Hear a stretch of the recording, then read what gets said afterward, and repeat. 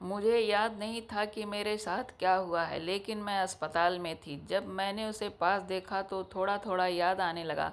कुछ तो बुरा हुआ था मेरे साथ। पर्दे के बाहर डॉक्टर खड़ा था, किसी और नर्स से बात कर रहा था।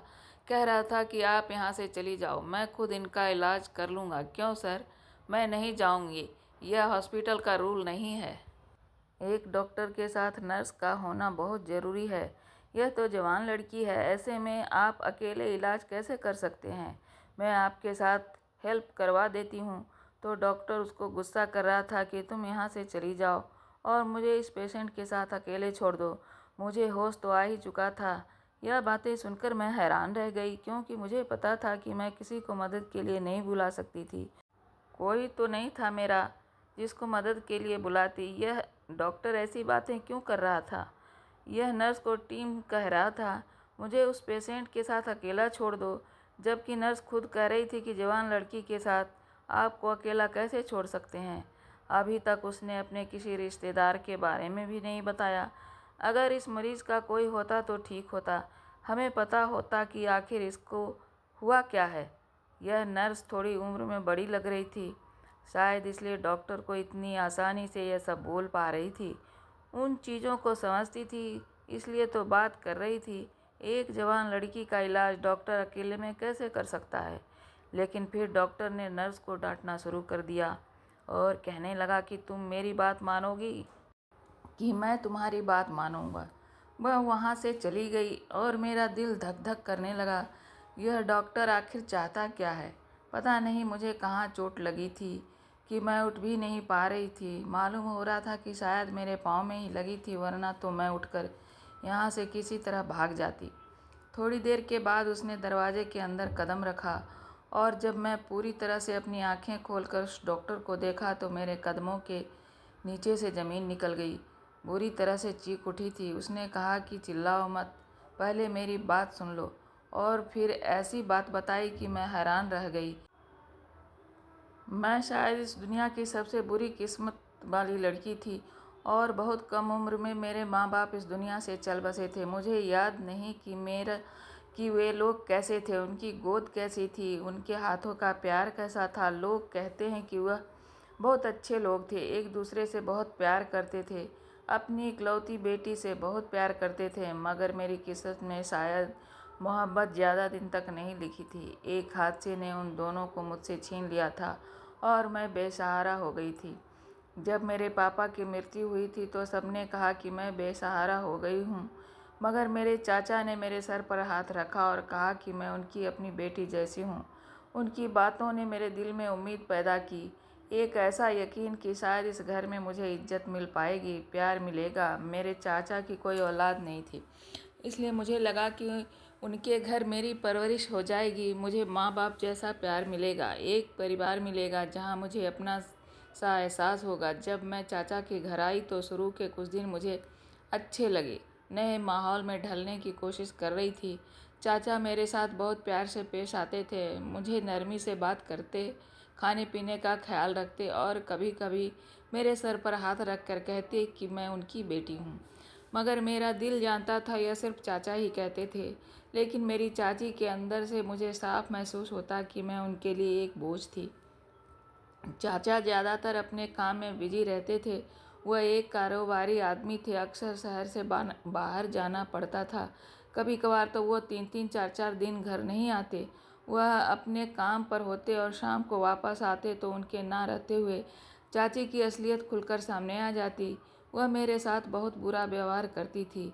मेरी हर बात से उन्हें ऐतराज़ होता था, जैसे मैं कोई उनकी नापसंद की चीज़ हूँ जो उनके घर में आ गई हूँ। सुबह होते ही वह मुझे कामों की लिस्ट थमा देती, बर्तन धोना, घर की सफाई करना, खाने में उनका मदद करवाना, कपड़े धोना, हर काम जैसे कोई नौकरानी से करवाया जाता।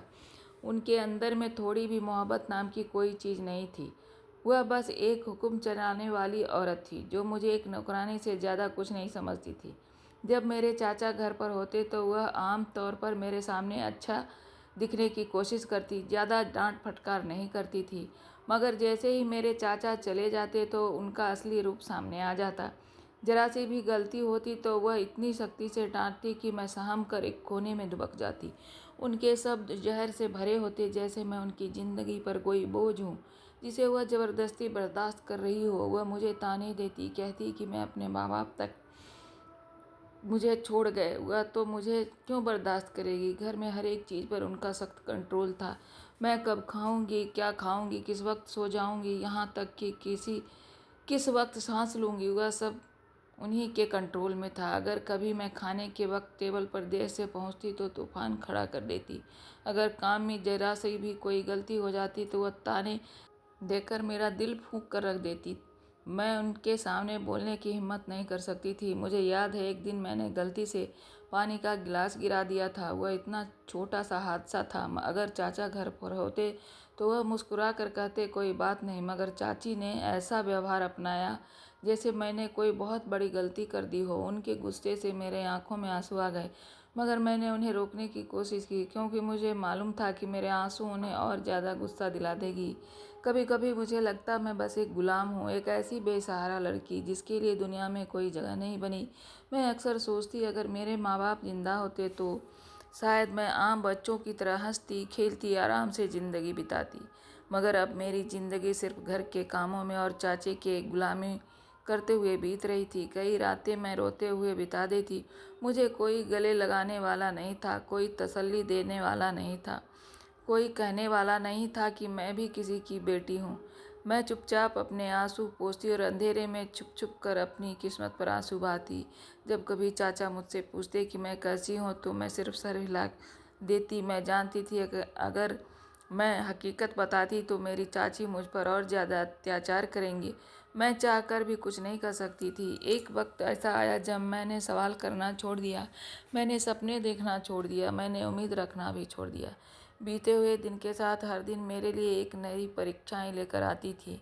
मैं खुद को संभालने की कोशिश करती, मगर मेरी हिम्मत टूट जाती। चाची के व्यवहार ने मुझे अंदर से कमज़ोर कर दिया था। मैं इस भरी दुनिया में बिल्कुल अकेली थी। जब मैंने होश संभाला तो खुद को अनाथ पाया। ऐसे ही सहते सहते मैं अब जवान हो रही थी। अब मेरे अंदर भी हिम्मत आ रही थी। जब एक लड़की जवान होती है तो उसके दिल में हजारों इच्छाएं जन्म ले लेती है, मगर मेरी हर इच्छाओं समस्याओं के बोझ तले दबी हुई थी। मेरी ज़िंदगी दूसरों के रहमो करम पर चल रही थी और मेरा अपना कोई नहीं था। मैं एक ऐसी कैदी इंसान थी जिसके पर काट दिए गए। लेकिन शायद इंसान जब बहुत ज़्यादा परीक्षाओं से गुजरता है तो उसके अंदर बगावत भी जन्म लेने लगती है। मैंने भी एक दिन फैसला कर लिया कि इस कैद से निकलकर कहीं और चली जाऊंगी। मैं अब जवान हो चुकी थी। मेरे अंदर भी खुद को संभालने की ताकत पैदा हो रही थी। मैंने सोचा कि अपने मौसी के घर चली जाती हूँ। वह ज़्यादा दूर नहीं रहते थे, कुछ ही गलियों की दूरी पर थे। वह मेरी माँ की सगी बहन थी, उनका खून थी। शायद वह मुझे ज़्यादा प्यार करती, शायद मेरे दुखों पर अपने प्यार का मरहम लगाती, मेरा सहारा बनती। यह फैसला करने के बाद मैंने ज़्यादा सोचने की ज़रूरत नहीं की। घर में सबको यही कहा कि मैं सब्जी लेने जा रही हूँ और सीधा मौसी के घर जा पहुँची। दरवाज़ा खटखटाया तो कुछ पल बाद मेरे कज़न ने दरवाज़ा खोला, मुझे अंदर आने दिया।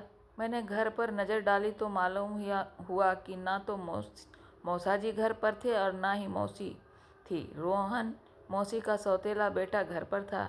मैंने उसे कहा कि मैं यहाँ रहने आई हूँ तो उस उम्मीद पर कि मेरे सगे रिश्तेदार मुझे अपनाएंगे और यहाँ मुझे इज्जत और सुकून मिलेगा। लेकिन जो कुछ हुआ वह मेरे दिमाग में भी नहीं था। वह मेरे शब्द सुनकर मुस्कुराया। उसकी अजीब सी मुस्कुराहट थी जो मेरे दिल में बेचैनी पैदा करने लगी। फिर वह अजीब तरह की बातें करने लगा। कहने लगा अगर तुम इस घर में रहोगी तो हमें बहुत अच्छा लगेगा, घर का काम किया करेंगे, साथ में टाइम बिताएंगे। और फिर वह एक ऐसा शब्द कह गया जिसने मेरे रोंगटे खड़े कर दिए। कहने लगा कि अगर मुझे किसी चीज़ की ज़रूरत हो या रात को डर लगेगा तो मैं उसके कमरे में जा सकती हूँ। औरत को भगवान ने एक खास ताकत दी है, वह पहचान लेती है अपने ऊपर उठने वाली हर नियत को। इसलिए मैंने भी उसकी नियत को महसूस कर लिया। मैंने भी पहचान लिया कि उसकी आंखों में जो चमक थी वह शैतानी थी, उसके शब्द में जो नरमी थी वह मक्कारी थी। मैं वहाँ एक पल भी नहीं रुक सकी। मैंने घबरा कर कहा मैं अपना सामान लेकर आती हूँ और जल्दी से बाहर निकल आई। रास्ते में मेरे कदम लड़खड़ा रहे थे, आंखों में आंसू थे, दिल में बहुत डर था। क्या मेरा कोई भी नहीं है? क्या मैं सारी जिंदगी यूं ही दूसरों के अत्याचार सहकर ही बिताऊंगी? मैं इतना बेसहारा क्यों हूँ? यह सब सोचते हुए मैं अपने पुराने ठिकाने पर चाचा के घर वापस आ गई, लेकिन इस बार मेरा दिल पहले से ज़्यादा भारी था। मुझे लगा कि मैं सच में इस दुनिया में बिल्कुल अकेली हूँ। मैं घर पहुँची मगर दिल अभी भी सदमे की हालत में था। मैं अपने बिस्तर पर बैठ कर आंखें बंद करके खुद को संभालने की कोशिश कर रही थी कि अचानक घर में कोहराम सा मच गया। एक ऐसा खबर आया कि मेरे चाचा अब इस दुनिया में नहीं रहे। एक हादसे में उनकी मृत्यु हो गई थी। यह सुनते ही मेरी दुनिया जैसे एक बार फिर बिखर गई। मेरे चाचा मेरी आखिरी उम्मीद थे। वह आदमी थे जो मेरी ज़िंदगी में ज़्यादा वक्त नहीं बिता पाए थे, लेकिन अगर मुझे कभी कोई मदद की ज़रूरत होती तो वह कभी मना ना करते। मुझे लगता था कि अगर मेरी ज़िंदगी में कभी कोई बहुत बड़ी समस्या आई तो वह मेरा साथ देंगे, मगर वह भी नहीं रहे।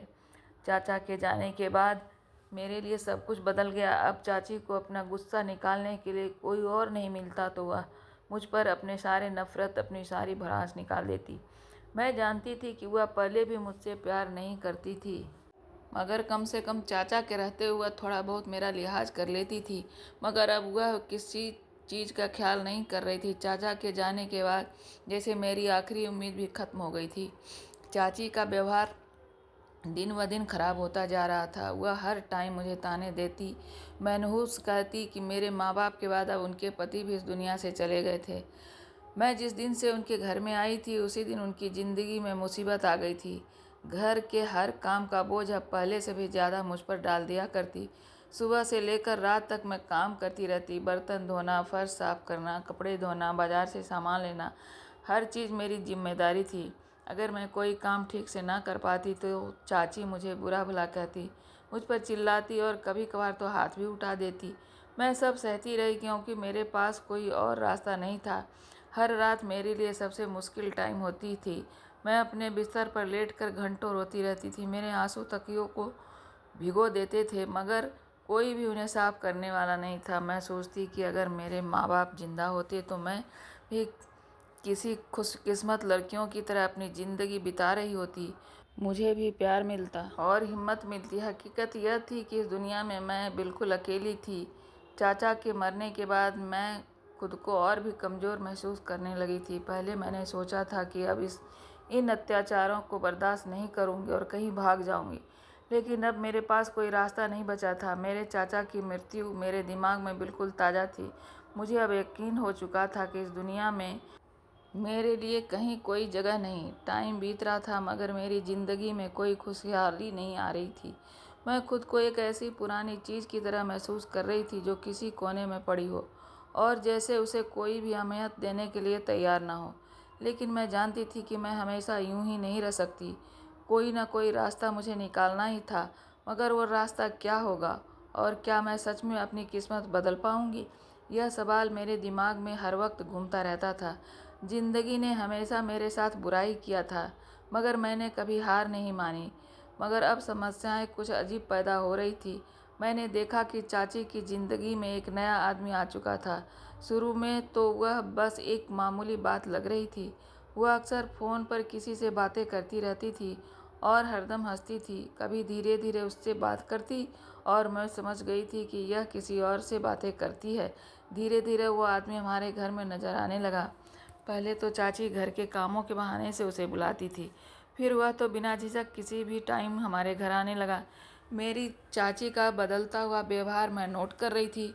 चाची जो हमेशा सख्त मिजाज की थी, अचानक से अपने आप को सजा संवार कर रखने लगी। वह पहले से भी ज़्यादा बनने संवरने लगी थी और घूमने जाती तो 2-2 दिन बाहर बिताकर आती थी। मैं खूब अच्छी तरह से समझ चुकी थी अब चाची मेरी किस रास्ते पर चल रही है। उनके अंदाज में एक अजीब सी खुशी आ गई थी। धीरे धीरे मुझे अंदाज़ा होने लगा कि वह उस आदमी से शादी करना चाहती है। मेरी चाची के लिए शायद अब बातें ज़्यादा मायने नहीं रखती थी। वह जल्द से जल्द अपनी ज़िंदगी में आगे बढ़ जाना चाहती थी, लेकिन उनके रास्ते में सिर्फ और सिर्फ एक ही रुकावट थी, वह मैं थी।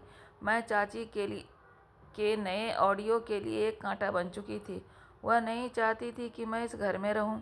ख़ास तौर पर वह उस आदमी के आने के बाद। शायद उन्हें डर था कि मैं उनकी खूबसूरती में रुकावट बनूंगी, क्योंकि मैं उनसे ज़्यादा जवान थी, ज़्यादा खूबसूरत थी। वह आदमी भी चाची से कम उम्र का था। शायद उनके दिल में कहीं यह डर बैठ चुका था कि वह मेरी तरफ ना आ जाए। चाची ने मुझे अपने रास्ते से हटाने का फैसला कर लिया था।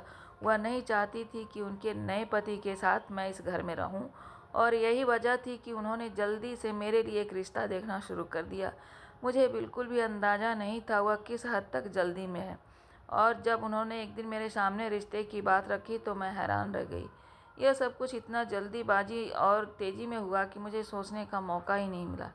हैरानी की बात यह थी कि चाची ने मेरा रिश्ता किसी मामूली घर में नहीं किया था। वह लोग दौलतमंद और इज्जतदार थे, ज़मीन जायदाद वाले लोग थे। मुझे उम्मीद नहीं थी कि चाची मेरे लिए ऐसी जगह तलाश करेंगी। शायद वह जल्दी में थी और बगैर सोचे समझे एक अच्छे घराने में मेरा रिश्ता कर दिया था। जब चाची ने मुझे लड़के की तस्वीर दिखाई तो मैं और भी ज़्यादा हैरान होने लगी। वह बहुत खूबसूरत, एक ऐसा आदमी जिसे देखकर किसी भी लड़की का दिल मचल सकता था। मैं सोच रही थी कि शायद किस्मत ने पहली बार मेरे पक्ष में फैसला सुनाया था। चाची मुझे जितना जल्दी से घर से निकालने का इंतज़ाम कर चुकी थी, उतना ही तेज़ी से मेरा तकदीर संवर जाती। शादी की तैयारी बहुत कम दिनों में पूरी हो गई। मेरे पास ज़्यादा सोचने का टाइम नहीं था, मगर दिल के किसी कोने में खुशी जन्म लेने लगी थी। क्या सच में मेरा नसीब बदलने वाला था? क्या मैं इस घर से निकलकर अच्छी ज़िंदगी बिताने वाली थी? और वह दिन भी आ गया जब मेरी शादी हो गई। शादी का पल एक सपने की तरह बीत गया। मैं नए घर में आ गई, मगर यह घर मेरे सपनों से कहीं ज़्यादा खूबसूरत और बड़ा था। हर तरफ से अमीरी झलक रही थी। यह वो दुनिया थी जिसे मैंने कभी सपने में भी नहीं सोचा था। शादी के बाद मुझे मेरे कमरे में ले जाया गया। मैं अब अपनी ज़िंदगी के सबसे ख़ास पल में कदम रख चुकी थी। मेरा दुल्हन बना हुआ चेहरा आईने में नज़र आ रहा था, मगर मैंने अभी तक अपने दूल्हे को गौर से नहीं देखा था। बस थोड़ी सी नज़र उस पर डाली थी, मगर मैं जानती थी कि वह खूबसूरत था, हैंडसम था। अब मैं अपने कमरे में बैठी थी एक नई ज़िंदगी की शुरुआत के लिए। मेरी किस्मत ने शायद मेरे लिए कुछ अच्छा लिख दिया था। इस घर में दौलत थी, इज्जत थी, और मेरा पति भी बहुत अच्छा दिखता था। सोचा कि चलो कम से कम मुझे खाने पीने की फिक्र नहीं होगी, ना अब किसी के ताने सहने पड़ेंगे। यह सब कुछ एक सपने की तरह लग रहा था। दरवाजे पर आहट हुई और मेरा दिल तेज़ी से धड़कने लगा। मेरा दूल्हा अंदर आने वाला था। मेरी ज़िंदगी की नई शुरुआत होने वाली थी। मेरी सास थी, दो नंद थी, एक जेठानी भी थी, एक देवर भी था। उन सब ने मुझे बहुत प्यार किया था। अभी तक मेरे साथ बहुत इज्जत से पेश आ रहे थे, मुझे अपनी सर आंखों पर बैठा रहे थे। हर कोई कह रहा था, हमारे दिव्यांशु की बहू, हमारे लाडले बेटे दिव्यांशु की बहू, तुम हमारे लिए हमारी बेटी से भी बढ़कर हो। मैं सबकी प्यार मोहब्बत भरी बातों से अपना दिल बहला रही थी। मैंने सोच लिया था कि जैसा भी हो, मैं उनके साथ हमेशा अच्छे से रहूंगी, चाहे मेरा पति जैसा हो। पता नहीं क्यों मेरे दिल में नाउम्मीद ने घेर लिया था। कभी मैं सोचती कि सब कुछ अच्छा हो जाएगा, और कभी मैं सोचती कि मेरे साथ तो कभी अच्छा हो ही नहीं सकता, तो आज कैसे होगा। अभी यही सब कुछ सोच ही रही थी कि मेरा पति कमरे में दाखिल हुआ।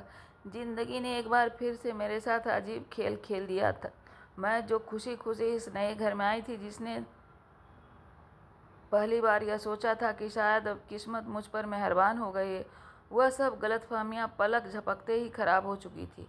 जब वह कमरे में दाखिल हुआ तो मेरे दिल में खुशी की धड़कन पैदा हुई थी। वह आदमी जिसकी तस्वीर देखकर मैं तसल्ली में थी, जिसकी खूबसूरती ने मुझे एक पल के लिए सोचने पर मजबूर कर दिया था कि शायद मेरा मुकद्दर अच्छा लिख दिया गया है। लेकिन जैसे ही मेरे पास आया, मुझे कुछ अजीब महसूस होने लगा। वह एक आम दूल्हे की तरह नहीं था। मुझसे बात नहीं कर रहा था, ना ही कोई शर्म, ना कोई खुशी, ना कोई मोहब्बत भरा पल। वह बस खाली नज़रों से मुझे देख रहा था। उसकी आंखों में कोई चमक नहीं थी, जैसे वह कुछ था ही नहीं। मेरे लिए मेरे दिल में एक बेनाम सा डर था, लेकिन मैंने उसे दबाने की कोशिश की। फिर अचानक उसने अजीब हरकतें शुरू कर दी। पहले वह अपने हाथों को अजीब तरह से उल्टे सीधे मोड़ रहा था, जैसे कोई छोटा बच्चा खेल रहा हो। फिर उसने सर हिलाना शुरू कर दिया, जैसे कोई चीज़ उसे परेशान कर रही है। फिर वह बोलने लगा, लेकिन उसके शब्द नॉर्मल नहीं थे। मामा के पास जाना है, मुझे माँ के पास जाना है। मामा कहाँ है? यह शब्द मेरे कानों में किसी बम की तरह गूंजे थे। मैंने हैरानी से उसे देखा। वह एक छोटे बच्चों की तरह जिद कर रहा था, रो रहा था, हाथ पांव पटक रहा था, जैसे अभी कोई उसे ज़बरदस्ती यहाँ ले आया हो। मैं तो बिल्कुल सुन्न हो गई। यह क्या हो रहा है? मैंने उसे गौर से देखा और उसके चेहरे पर वह मासूमियत नजर आई जो किसी छोटे बच्चे के चेहरे पर होती है। उसका अंदाज़ा, उसके शब्द, सब कुछ किसी नाबालिग इंसान की तरह लग रहे थे, एक बच्चे की तरह था। मुझे कुछ समझ नहीं आ रहा था मैं क्या करूं, कहाँ जाऊं, किससे सवाल करूं। मेरे जिस्म में जैसे जान ही नहीं थी। वह दिल तेजी से धड़कने लगा, आंखों के सामने अंधेरा छाने लगा। मैंने कांपती आवाज़ में कहा, यह सब क्या हो रहा है? लेकिन मेरे मुंह से आवाज़ नहीं निकली। अचानक दरवाज़ा खुला और घर के कुछ लोग अंदर दाखिल हो गए। उनके चेहरे पर परेशानी की जगह एक अजीब सा सुकून था, जैसे वह सब कुछ पहले से जानते हों। उनमें से एक ने मुस्कुराते हुए कहा, बेटी घबराने की ज़रूरत नहीं, दिव्यांशु की तबीयत कुछ ख़राब रहती है, बस थोड़ा वक्त लगेगा, वह ठीक हो जाएगा। मैंने हैरानी से उनके चेहरे को देखा। उनके शब्दों में कोई परेशानी नहीं थी, बल्कि एक ऐसा सुकून था जो मुझे ज़्यादा डरा रहा था। दिव्यांशु की तबीयत खराब थी। यह मामूली बीमारी नहीं थी, यह तो कोई दिमागी बीमारी लग रही थी। उन लोगों ने दिव्यांशु को हाथ से पकड़ा और उसे दुलारते हुए ले गए। वह उनके साथ बाहर चला गया। मैं बिस्तर पर बैठ गई और जैसे मेरी जिस्म से जान ही चली गई हो, मेरा दिमाग मर चुका हो। आंखों में आंसू थे, लेकिन मैं रो भी नहीं पा रही थी। यह सब क्या था? यह मेरे साथ क्या हो गया? मुझे अचानक एहसास हुआ कि चाची ने इतने अच्छे घर में मेरा रिश्ता क्यों किया। वह मेरी भलाई के लिए नहीं, बल्कि मुझे हमेशा के लिए उस घर से और उस जायदाद से बेदखल कर चुकी थी। वह सब कुछ बेचकर वह शहर छोड़कर चली गई थी। उन्हें इससे कोई फ़र्क नहीं पड़ता था कि मेरी ज़िंदगी खराब हो जाएगी। मैं एक ऐसे आदमी के साथ शादी करके चली आई जिसका दिमागी हालात और संतुलन ठीक नहीं था, जो एक नॉर्मल आदमी की तरह अपनी पत्नी को इज्जत और मोहब्बत नहीं दे सकता था। अब मेरे पास कोई रास्ता नहीं था, मेरे पीछे कोई नहीं था। चाची ने मुझे वहाँ से विदा कर दिया था और मैं इस नए घर में आने के बाद किसी कैद में आ चुकी थी। यह मेरी ज़िंदगी के सबसे खौफनाक दिन थे। दिव्यांशु की हालत दिन ब दिन मेरे सामने खुलने लगी। वह न सिर्फ दिमागी तौर पर कमज़ोर था, बल्कि उसे अक्सर गुस्से के दौरे भी पड़ते थे। वह अचानक चीखने चिल्लाने लगता, दीवारों पर हाथ मारता और कभी कभी तो किसी चीज़ को तोड़ना शुरू कर देता। मुझे मालूम हुआ कि वह पैदाइशी ही ऐसा है और यह कोई थोड़े वक्त के लिए नहीं था, बल्कि एक ऐसी समस्या थी जिसे वह कभी ठीक नहीं हो सकता था। यह हकीकत मुझे अंदर से तोड़ने लगी। मेरी ज़िंदगी बर्बाद हो चुकी थी। मैं एक ऐसी शादी के बंधन में बंध चुकी थी जिसमें मोहब्बत की कोई जगह नहीं थी, उसी की कोई उम्मीद नहीं थी, और सबसे बड़ी बात कि मैं किसी पागल इंसान के साथ ज़िंदगी बिताने पर मजबूर हो चुकी थी। लेकिन मैं वापस भी नहीं जा सकती थी। मैं अब कहीं नहीं जा सकती थी। मेरे पास ना पैसे थे, ना कोई रिश्तेदार जो मुझे अपने घर में जगह देता। बाद में मुझे यह भी मालूम हुआ कि चाची के घर वाले अब चाची को ताना दे रहे थे, उन पर बातें करने लगे थे। सब कह रहे थे कि विधवा हुए 4 महीने भी नहीं हुए और दूसरी शादी कर ली। लोग चाची के बारे में गलत राय रखते थे, इसलिए उन्होंने जल्दी ही दूसरी शादी करके वह शहर छोड़ दिया। अब मैं एक ऐसे घर में थी जहाँ कोई मेरा नहीं था और न जहाँ मेरी ज़िंदगी एक पिंजरे में बंद हो चुकी थी। मैं फिर से उस पोजीशन में आ गई थी जिसमें पहले थी। पहले मेरे अपने नहीं थे, अब भी मेरे पास कोई अपना नहीं था। पहले भी मैं अपनी ज़िंदगी के फैसले खुद नहीं ले सकती थी और अब भी मेरी किस्मत मेरे हाथ में नहीं थी। यह एहसास मेरे दिल को तोड़ने लगा था। मैं चाहती थी कि चीखूं, चिल्लाऊं, रोऊं, किसी से शिकायत करूं, मगर किससे? मेरी ज़िंदगी बर्बाद हो चुकी थी। इस बार शायद वापसी का कोई रास्ता भी नहीं था। बस एक बात अच्छी थी कि घर के सब लोग मेरा बहुत ख्याल रखते थे। मेरी सास, मेरी नंद, मेरी जेठानी हमेशा मुझे तसल्ली देती। वह कहती कि सब ठीक हो जाएगा। वह कहती थी कि बस 2-4 महीने की बात है। मैं हैरान होती थी कि 2-4 महीने में कोई पागल कैसे ठीक हो सकता है। मुझे उनकी बातें समझ नहीं आती थी, लेकिन वह मेरा बहुत ख्याल करती थी। मैं एक दिन बीमार हो गई तो सारी रात मेरी सास मेरे सिरहाने बैठी रही। मेरी नंदें मेरे हाथ पांव दबाती रही। मेरी जेठानी मेरे लिए सूप बना कर लाती। दिव्यांशु ज़्यादातर कहीं गायब रहता था, कहाँ चला जाता था कुछ पता नहीं चलता था। मेरी सास कहती थी कि हमने उसके लिए एक जगह बनाई है जहाँ वह बिजी रहता है, तुम्हें ज़्यादा तंग ना करे। मैं चुपचाप हो जाती थी। मैं पूछना चाहती थी कि उन लोगों से कि आप लोगों ने झूठ बोलकर यह शादी क्यों की, कम से कम सच तो बता देते। मेरे दिल में कोई उम्मीद ना जागती, लेकिन फिर जब मैंने उन लोगों का अपने लिए प्यार, मोहब्बत और दर्द देखती तो चुप कर जाती थी और सोचती थी कि सब कुछ एक साथ नहीं मिलता। अच्छे लोग मिल गए हैं, बस यही काफ़ी है। कम से कम मेरा ख्याल तो करते हैं। कोई मेरे साथ बदतमीजी नहीं करता, कोई मुझे खाने से नहीं रोकता। मेरी रातें रोते हुए तो नहीं बीतती, बस चुपचाप गुजर जाती थी। मेरी आंखों से आंसू तो नहीं गिरते थे, लेकिन कहना भी ठीक नहीं था कि मैं बहुत खुश थी, क्योंकि खुश तो मैं नहीं थी। दिन यूं ही बीत रहे थे और मैं खुद को दिव्यांशु के साथ ज़िंदगी बिताने के लिए दिमागी तौर पर तैयार करना शुरू कर दिया था। बहुत बहुत मुश्किल लग रहा था, लेकिन फिर मैंने सोचा कि अगर मैं बराबर यूं ही डरती रही तो शायद अपनी ज़िंदगी और ज़्यादा बुरी बना लूँगी। इसलिए मैंने फैसला किया कि मैं हर मुमकिन तरीके से समस्याओं को समझने और संभालने की कोशिश करूँगी। दिव्यांशु हमेशा ज़्यादातर अपने कमरे में ही रहता था या फिर अपने घर वालों के साथ बैठा रहता। मैं उससे ज़्यादा बातचीत करने की कोशिश नहीं करती, क्योंकि मैं उसके दिमागी समस्याओं को अभी तक समझ नहीं पाई थी। वह आम इंसानों जैसा बर्ताव नहीं करता था, बल्कि कभी कभार बच्चों जैसी हरकतें करता, कभी अचानक चीखने चिल्लाने लगता। इसलिए मैंने फैसला किया था मैं उसके पास ना जाऊं, बस अपने में बिजी रहूं। लेकिन काफ़ी दिनों के बाद मेरा दिव्यांशु से आमना सामना हो गया। वह कमरे में बैठा था, चुप से किसी चीज़ों को घूर रहा था। जैसे ही मेरी नज़र उस पर पड़ी, वह थोड़ा सा चौंक गया। फिर उसकी अजीब हरकतें शुरू हो गई। वह बार बार हाथ मिलाने लगा और अपने पैर हिलाने लगा और कभी दाएं कभी बाएं देखने लगा। मैंने एक पल के लिए सोचा कमरे से वापस चली जाऊं, लेकिन फिर मैं रुक गई। मैंने कुछ भी रिएक्ट नहीं किया, बस चुप से उसके पास जाकर बैठ गई। मैंने देखा कि वह कुछ ढूंढ रहा था, जैसे उसे किसी चीज़ की ज़रूरत हो, लेकिन वह शब्द न बोल पा रहा हो। मैंने नरमी से पूछा, क्या चाहिए आपको? मुझे बताइए, मैं ले आऊँगी। दिव्यांशु थोड़ा घबरा गया और कुछ पल मेरे चेहरे को घूरता रहा। ऐसा लग रहा था जैसे उसे फैसला करने में टाइम लग रहा हो। मुझे अपनी ज़रूरत बताएं। फिर अचानक उसके चेहरे पर एक मासूम सी मुस्कुराहट आ गई। मुझे बहुत सारे खिलौने चाहिए, उसने खुशी से कहा। तो मैं हैरान हुई, खिलौने? उम्र तो इसकी ठीक है और हैंडसम भी, लेकिन यह दिमागी से बच्चा है। तो मेरी ज़िंदगी का साथी था, वह मुझसे खिलौने मांग रहा था। मैंने सोचा कि शायद मैंने गलत सुना हो, इसलिए दोबारा पूछा, खिलौने? हाँ हाँ, बहुत सारे खिलौने। मुझे बाजार से खिलौने दिला दो। मैं चुप हो गई। मेरा दिल चाहा कि मैं मना कर दूं, लेकिन मुझे मालूम था कि अगर मैंने दिव्यांशु को खिलौने लाने से मना कर दूं तो हो सकता है उसको दौरे पड़ जाएंगे। शायद वह कुछ ऐसा कर दे जो मेरे लिए और ज़्यादा परेशानी बन जाए।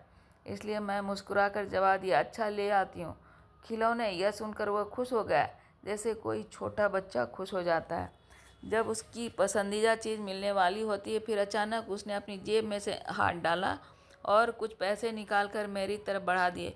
लो, बाजार से मेरे लिए खिलौने ले आना। यह सब मेरे लिए आश्चर्य करने वाली बात थी। मैंने उसके हाथ से पैसे ले लिए, सोचा कि शायद यह चीज़ उसे खुश रख सकती है। अगर खिलौने से वह खुश होता तो मैं बाजार चली गई और घर के दरवाजे से बाहर कदम रखते ही मेरे दिल में एक अजीब सी सुकून पैदा हुई। बाहर की दुनिया बदली हुई लग रही थी, जैसे मैं बहुत सालों के बाद हवाओं में सांस ले रही थी। जैसे कुछ पल मेरे लिए एक तरफ की आज़ादी थी। मैं चलते हुए सोच रही थी कि कौन से खिलौने का चुनाव करना चाहिए। क्या मैं आम बच्चों के खिलौने लूं या ऐसे खिलौने जो थोड़े ज़्यादा मामूली हों। मैंने फैसला किया कि कोई अच्छे से अच्छा खिलौना खरीदूं ताकि दिव्यांशु को खुशी मिले। लेकिन फिर अचानक मेरी सोच बिखर गई। एक तेज़ रफ्तार गाड़ी मेरे पास से आई और मुझे होश नहीं रहा मैं कहाँ हूँ।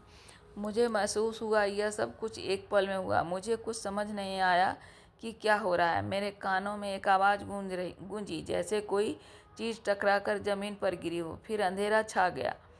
जब मैंने दोबारा आँख खोली तो हर चीज़ धुंधली सी लग रही थी। मुझे कुछ समझ नहीं आ रहा था मैं कहाँ हूँ, मेरे साथ क्या हुआ।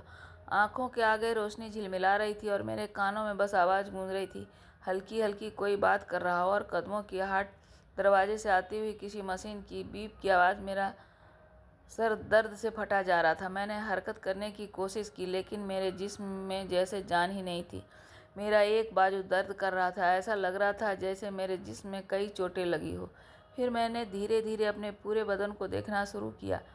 सफ़ेद दीवारें, सफ़ेद बिस्तर, मेरे हाथ में लगी हुई एक ड्रिप। मैं अस्पताल में थी, लेकिन मुझे याद नहीं आ रहा था कि मैं यहाँ कैसे पहुँची। मेरा दिमाग धुंधला रहा था। अब मेरा दिमाग अलग चीज़ों को जोड़ने की कोशिश कर रहा था। आखिर जो मुझे याद आ रही थी, मैं बाजार जा रही थी दिव्यांशु के लिए खिलौने लेने। फिर अचानक वह गाड़ी लगता है और मेरा एक्सीडेंट हो गया था। यह ख्याल आते ही मेरा दिल डूब गया। मैं बेचैनी से इधर उधर देखा, लेकिन मुझे कोई जाना पहचाना चेहरा नज़र नहीं आया। मैं अकेली थी, जैसे किसी ने मुझे यहाँ छोड़ दिया हो। क्या दिव्यांशु को मेरे बारे में पता चल गया होगा? क्या वह मेरा इंतज़ार कर रहा होगा? मेरे दिमाग में सवाल का तूफान उठ रहा था। मेरे पास उनका कोई जवाब नहीं था। मेरे दिमाग में पहले ही हजारों सवाल घूम रहे थे। मैं अस्पताल में थी, लेकिन मुझे नहीं मालूम था कि कौन मुझे यहाँ पर लाया है। मेरे घर वालों को खबर दी गई है या नहीं? सबसे बढ़कर दिव्यांशु को इस हादसे का पता भी था या नहीं? मैं खुद को बेसहारा महसूस कर रही थी, जैसे मैं किसी ऐसी जगह पर हूँ जहाँ मेरी सुरक्षा का कोई जिम्मेदार नहीं। अचानक चुप्पी के बीच एक मर्दाना आवाज़ गूंजी। वह दरवाजे के पास से आ रही थी। लग रहा था जैसे कोई किसी से बात कर रहा हो। मैंने कान लगाकर सुनने की कोशिश की, और जो शब्द मुझे सुनाई दिए उन्होंने मेरे जिस्म में डर की एक लहर दौड़ा दी। मुझे इस मरीज के साथ अकेला छोड़ दो। यह एक मर्द की आवाज़ थी, जैसे वह हुक्म दे रहा हो, जैसे उसमें यह पावर हो कि मरीज का कुछ लगता हो। नर्स की आवाज़ सख्त और चौंकाने वाला था। ऐसा कैसे हो सकता है? जवान औरत है, आपको उसके साथ अकेला क्यों छोड़ दूं? नर्स के जवाब ने मेरे डर को और ज़्यादा बढ़ा दिया। मैं इस बात को गलत समझ रही थी और डॉक्टर को रोकने की कोशिश कर रही थी, लेकिन डॉक्टर की अगली बात ने मेरे रोंगटे खड़े कर दिए। तुम जाओ यहाँ से, यह मेरा काम है, मैं कर लूँगा। मेरा दिल ज़ोर ज़ोर से धड़कने लगा। मैं अपने आसपास देखा, लेकिन मेरे पास कोई रास्ता नहीं था। मैं बिस्तर पर थी, मेरे जिस्म में ताकत नहीं थी, और सबसे बढ़कर मेरे पाँव में चोट थी। मुझे लगा शायद मेरा पाँव सुन्न हो चुका है, क्योंकि मैं उसे हिला नहीं पा रही थी। मगर मेरे साथ कुछ हो गया, यह ख्याल मेरे दिमाग में आया। मैं बुरी तरह से कांपने लगी। मैं उस वक्त अकेली थी। मेरे घर वालों को मेरे एक्सीडेंट की खबर नहीं थी, और दिव्यांशु तो खुद एक मासूम बच्चे की तरह था। वह भला किसको क्या बताता मैं कहाँ गई थी। मेरी सांसें तेज होने लगी। दिल की धड़कनें इतनी तेज हो गई जैसे सीने से बाहर आ जाएगी। मैं आंखें बंद करके भगवान से प्रार्थना करने लगी कि मैं मुसीबत में हूँ, मेरी मदद करो। इतने में दरवाजे पर हलचल हुई। किसी के अंदर दाखिल होने की आहट सुनाई दी। मैंने अपने डरते हुए दिल के साथ अपनी निगाह उठाई, और जैसे ही उस आदमी को देखा मैं हैरान रह गई। जब दरवाज़ा खुला तो मैं डर कर बेबसी की हालत में थी।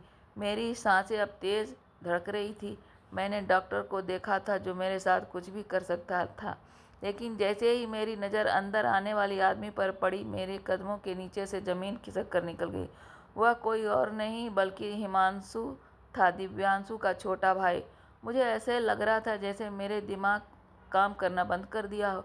वह आदमी बिल्कुल दिव्यांशु की तरह था। जो फोटो मेरे शादी के लिए गई थी, वह बिल्कुल वैसा ही था। वह मेरे सामने खड़ा था और कहा कि आप डरो नहीं, आप मुझे घर में कभी देखा नहीं होगा। मैंने आपको आज पहली बार अपने सामने देखा है, और मुझे आज सारी हकीकत पता चल गई है। तुम्हारे साथ बहुत बड़ा धोखा हुआ है, जो कि तुम्हारी चाची ने किया, लेकिन अब मैं तुम्हारे साथ ऐसा कुछ भी नहीं होने दूंगा। मुझे सारी हकीकत पता चल गई है। तस्वीर मेरी भेजी गई थी और शादी मेरे भाई से हो गई थी, लेकिन तुम चिंता न करो, मैं सब कुछ ठीक कर दूंगा। तुम चलो मेरे साथ। मैं तुम्हारे साथ पूरा जीवन बिताने के लिए तैयार हूँ।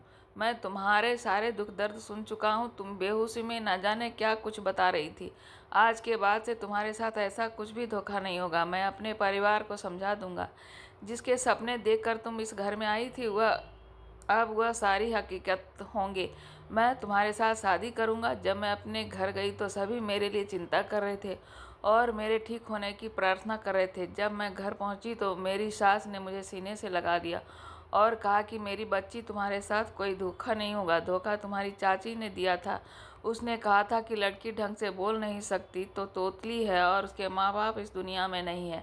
हमने तो तुम्हें हिमांशु के लिए पसंद किया था। जब उसने कहा कि यह बोल नहीं सकती तोतली है तो इसी वजह से मैंने दिव्यांशु से तुम्हारी शादी करवा दी थी। तुम हमें इतनी अच्छी लगी थी, लेकिन तुम तो बिल्कुल ठीक है। जब मैंने यह बात अपने हिमांशु से बताई तो हिमांशु ने उसी वक्त कहा कि मैं उस लड़की से शादी करने के लिए तैयार हूँ। लेकिन अचानक न जाने क्यों तुम बाजार जा रही थी और हिमांशु के गाड़ी से टकरा गई।